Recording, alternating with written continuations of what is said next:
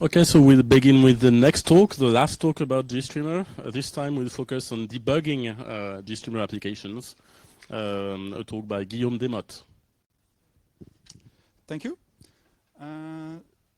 So my name is Guillaume. Is that okay for the microphone? Okay. I'm a multimedia engineer working at Collabora. Just to let you know, we are currently looking to hire a bunch of people. So if you're interested working in free software, please let us know. You can find us with this kind of hoodie, and we have a standard job corner. Like that? Okay, comme ça? Okay. So yeah, if you're interested working on free software with us, just come talk to us. Today I'm going to talk about debugging GStreamer application, what we developed in the last release to make that easier for you, and what I learned while doing that. So I'll start talking about tracers, which are a new mechanism used for debugging. I'll give some more detail on the leak tracer, which I developed a few months ago. I'll talk about GST-Shark, and I'll finish with some tools which can help you dealing with GStreamer logs, which I found quite useful. So GST-Tracer, it's a new mechanism which has been introduced in 1.8. It's meant to be used by a debugging tool, so that's the only purpose of this new system. And it allows tracers to hook inside the internal of GStreamer core. So by doing that, plugins can gather a whole lot of information about what's going on in the pipeline. For example, when a buffer is being pushed from one element to another, when all this kind of information. This allows tracers to gather all this info and produce a formatted output. So it's meant to be usable by external application for easily parsing and this kind of things. So it's been proved very useful so far. And now I'm going to show you different kind of things you can do using tracers. Okay, this is absolutely not readable. So yeah, I was unsure about the best way to display console output. I tried the image, but apparently that was a terrible idea. To enable tracer, it's pretty easy. You have the GST tracer environment variable that you can just define with the tracers you want to enable. So for this example, I use the stat and the air usage one. So you just define that, and then you launch your GStreamer application. Here I'm using GST launch, which is the kind of tool we use to test pipeline, but you can do that with pretty much, well, pretty any GStreamer application. So you could use GST play just to play a video. You could use Totem or whatever. That will work with any GStreamer application, which is pretty convenient. Then you need to say that you want the tracer output to be generated. So for that, we use the GST debug environment variable with the GST tracer category and log level. And then I drop everything to a file using the GST debug file, sorry, environment variable. So as you can see, there is nothing to be done programmatically. You don't have to rebuild anything. It's all integrated in GStreamer itself, and it will be automatically enabled by using those few environment variables. You run that, it will generate a lot of logs to this file. And then there is the GST stat tool, which is part of GStreamer core as well, which will parse those files and generate a bunch of statistics, which are completely unreadable.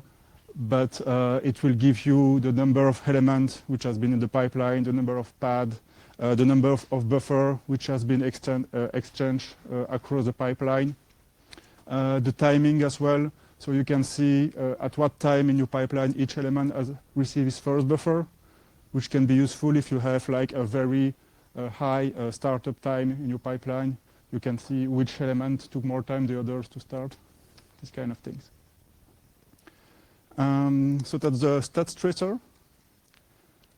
Another one which I quite very useful that Olivier mentioned in his talk is the latency tracer. So the idea is each time a buffer is generated at the source, it will travel to the sink. And this tracer will try to measure how long it took to go from the source to the sink. So this is used in a live pipeline. Like typically you are capturing from webcam and you are streaming to the internet, or you are displaying on the screen, and you want the latency to be as low as possible. And this can help you to see how long it took for the buffer to be processed by the pipeline. So once again, to use that, you don't have to recompile anything.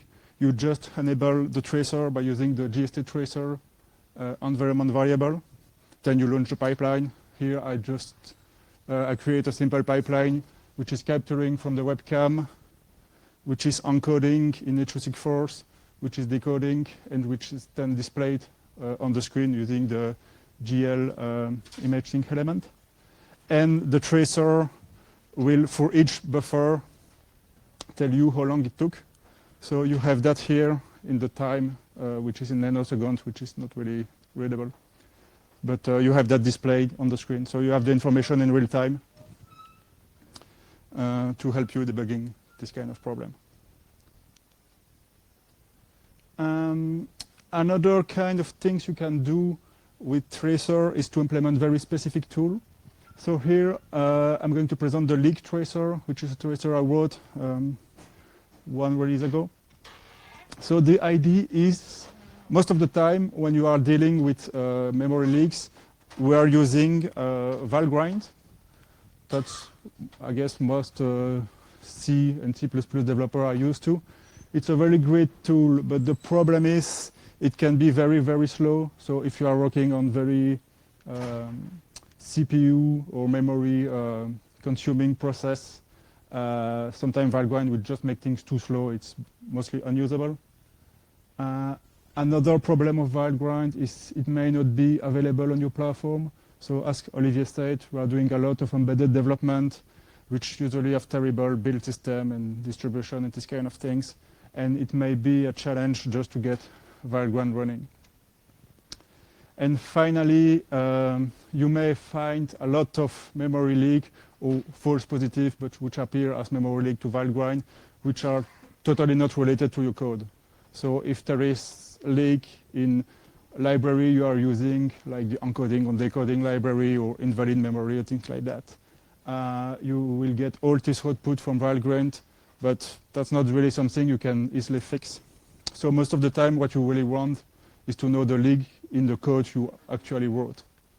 So for that, I developed the leak tracer, which is using the new memory, the new system hooks in GStreamer core, and which will manually track the ref counting of each G object and the GST mini object. So that means that only the GStreamer code will be tracked, which is actually what we want here. So it will keep track of that, and at the end of the execution of the application, if it detects that some objects are still alive, so which have been leaked because they should have been destroyed at this point, it will raise a glib warning. So that's something you can really hook in your QA system or CI system, and to detect if any leaks have been introduced. This tracer has been integrated in GStreamer core in 1.10. So that means that if you have this GStreamer version, it's already there. You don't have to build any extra tool to use it. So here is an example. Once again, it's the same system. I just use the tracer's environment variable. The tracer is called leak. That's the name I put there. And I run a pipeline. The pipeline needs to terminate because the leak are detected at the end of the process. So if the process keeps running, obviously we won't be able to know if there is a leak or not. So that's why I say I just want 10 buffers from the source, so the webcam here, and then terminate it. And if at the end of the pipeline it detects a leak, you see, well, it's yellow, so it's warning. You can trust me on that. And it will say, okay, this object is still alive. It will give you what the type of the object, and it will give you the ref count, so you can have an idea how many references are getting lost in your code. So that's for the basic feature. I try to make it more useful and a bit more smarter. So we are using lip unwind to get a stack trace. So once you enable that, you have to enable it manually because it can consume quite a bunch of memory. So we try to only enable it when we actually need it, and we filter out the object we are interested in. So a typical workflow for that will be to start with the simple version, try to see which object has been leaked. It's really a shame that we can see the name. But you see, okay, this thing is getting leaked. I'm going to track it down, and then you enable the stack trace for this very specific object. So only this one will be tracked. And when doing that, the tracer output will give you a full call trace. So you can see the succession of calls which leads to the creation of the object. Of course, we don't know where it's been leaked, but at least you know where the object has been created. So if a lot of objects are created in a different context, you can have a better idea of where this object is coming from and start to track down manually the steps leading to the leak.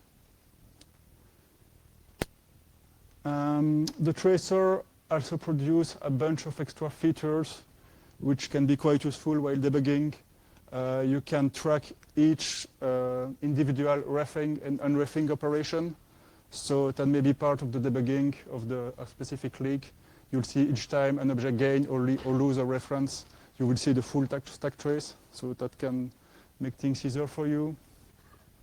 You can also enable things like signal support.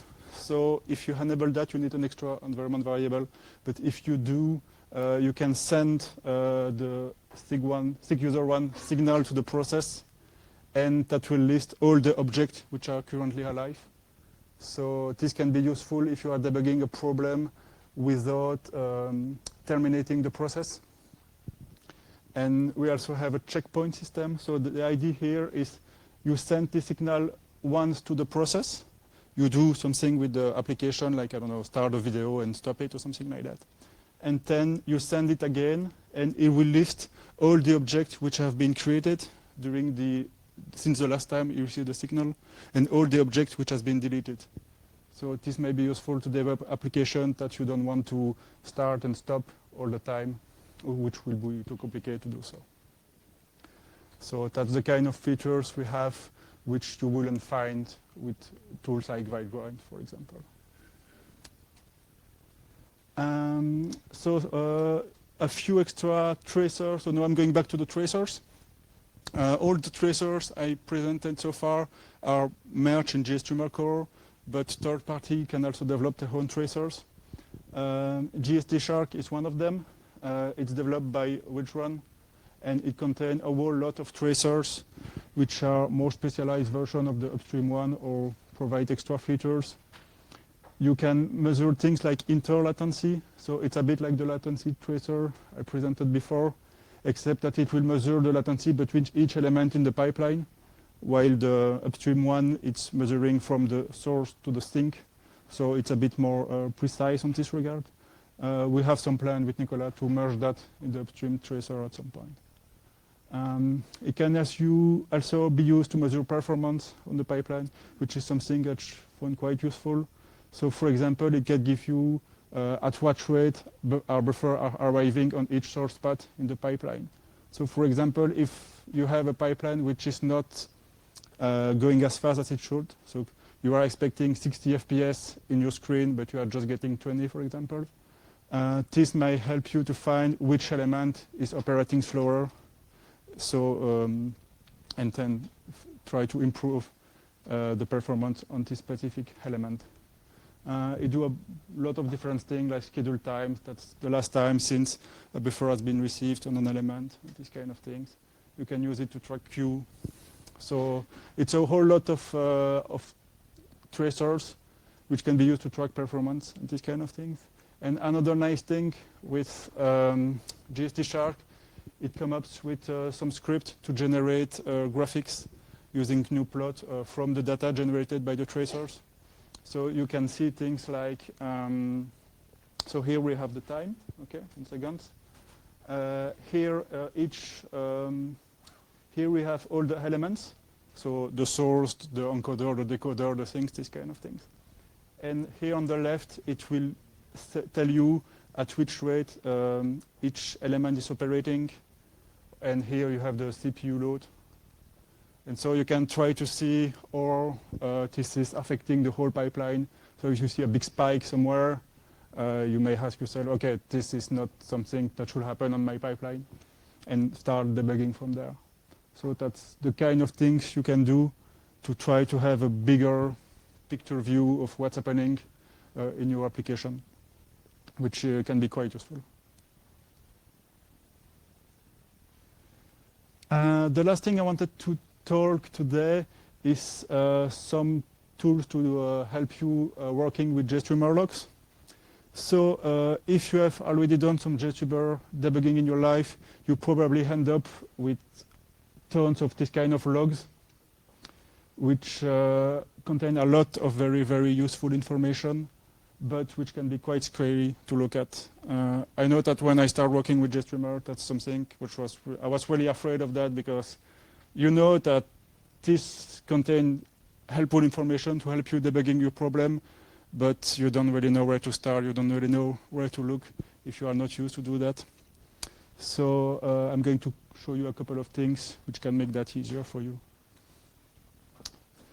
A nice one is the GStreamer debug viewer, which is a nice Python graphical application, which is part of the GStreamer developer tools set. So that's something you can find on the GStreamer Git repository, and which will parse the full log and will give you a graphical interface to look at that.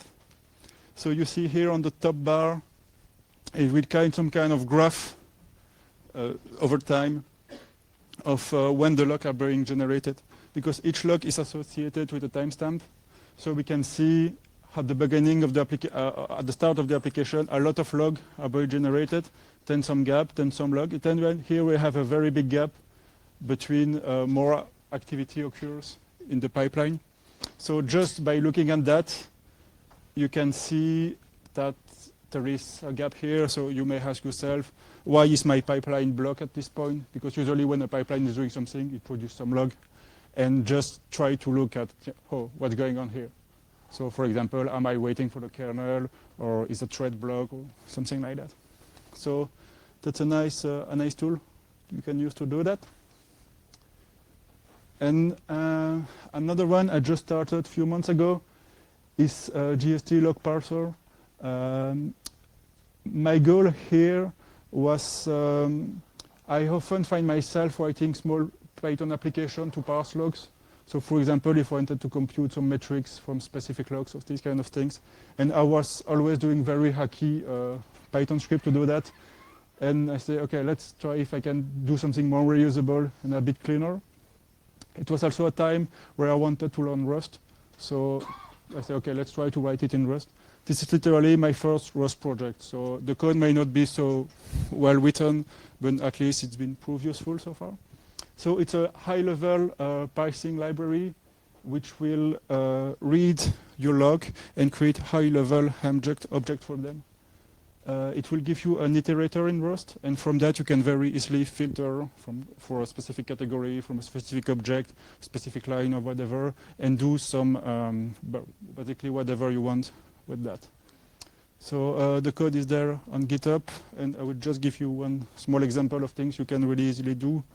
Is once again, it's not readable, but tsdiff is a small tool I wrote using that, and which will, for each thread, will compute the difference between one specific event and the last event is this thread. So once again, if there is some point a gap in the pipeline which is being stuck, it will detect it very easily, and it's not yet not really readable.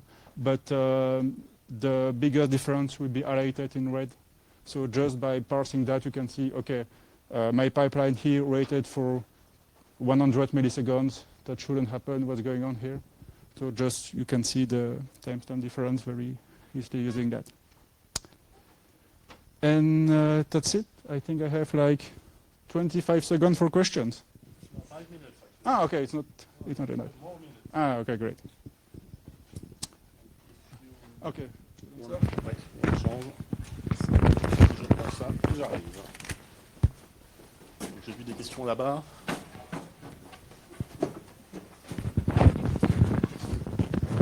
On va lever la main parce que... oui. Je vais commencer par le plus simple. Hello. Hi. So when you mentioned in the beginning the leak tracer, Mhm. you're right, Volgrind is very slow for most things, but there is also Libasan, which is much faster. But can you, if you want, if someone wants to use Libasan, can you use it with your GST tracer, leak tracer, or is it? So is the LLVM tool? No, Libasan is actually part of. It's included in the GCC. Okay, I don't think So I it's ever an worked with that. address sanitizer, basically. So it's much faster. Ah, okay. You can. It does not. The difference is that it does not detect the origins of the leaks, but it finds the leaks. Okay, It also I know. produces stack trace. Okay, I never tried using it. It's good to know. Thank you. Okay. Yeah, I guess it will be more. It's more generic. Yeah, more generic and Yeah. lower level kind of tool like Valgrind. So yeah, Yeah. Okay. and the ref counting. Yeah, it won't do ref counting. Yeah. So it's a bit like with Valgrind. It will just find the memory leak. While here we are interested in ref counting problems. So the leak tracer will be like a more specialized tool for a very specific problem. And I guess Libasan could be yeah, more like a replacement to Valgrind, I guess. Okay. Thanks. Oh, you do? Thanks. Ah, maybe that's why I wasn't looking at that. Yes. Apparently you have to recompile to be able to use it? Yes. Ah, okay. Ah, yeah. Okay. I remember I looked at that a while ago, and that was a problem for me because I was working on embedded device, and recompiling with specific tool can be quite challenging, which is why I went to the tracer approach. Yeah. So it can work without any just enable. Yeah, exactly. Yes. Yeah. If you build a recent version of GStreamer, it should be built by default, and it will work. The only thing you may want to change for a build system is to make sure to have lib unwind, which will allow you to get the stack trace. But even if you don't, it has some fallback code which will try to get you useful information. So yeah, that's the big advantage of the tracer, I think, is you don't need to rebuild anything. Anything else? Yeah. Yeah. You mentioned the GST Shark. Yes. How do you use it? Is it an element in the pipeline, or is it a standalone? No. binary? It's a set of tools. So it's a bunch of tracers. So it's a GStreamer plugin basically. Yeah. And but it's not part of GStreamer core. So you will have to build it yourself manually, and it will give you all the tracer I mentioned to get more information about the performance, about the interlatency, and the script to generate the graph I show as well. So it's not an element, it's a bunch of tracer and scripts to produce useful information from that. Anyone else? Nope. Okay, Yeah, thank you very I know we have a question in the back. Wait for the microphone for the recorder. Hi, I used to have some pixelization issues when I'm trying to play the encrypted dash streams. Mm-hmm. So which is the best efficient method of debugging those kind of pixelization issues? Well, what I will do, I will start by looking at the logs from the specific element which will cause the problem. Mostly the GST launch is completely successful, and I did not see any error logs. Yeah, that's why you have to use the GST debug environment variable I mentioned here. Yeah. So if you use, where is it? GST debug here. So here I ask him to just give me the information about the tracer, but if you put just 5, for example, that will give you all the debug information of all the elements, which will be quite a lot. Okay. But from there, you can start looking at what's going on, and that will give you more information. After that, you'll have to end up debugging. So if you are not used to do that yourself, the best way would be to just file a bug, I'd say. And Great, maybe, thanks. yeah.